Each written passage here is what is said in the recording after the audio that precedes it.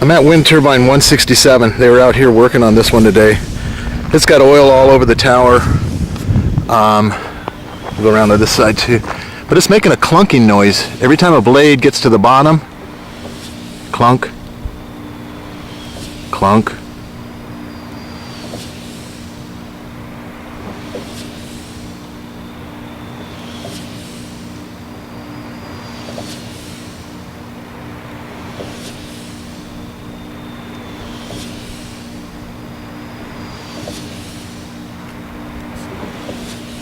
Are these blades coming loose?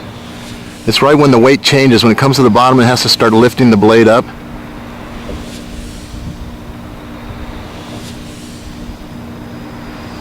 Clunk.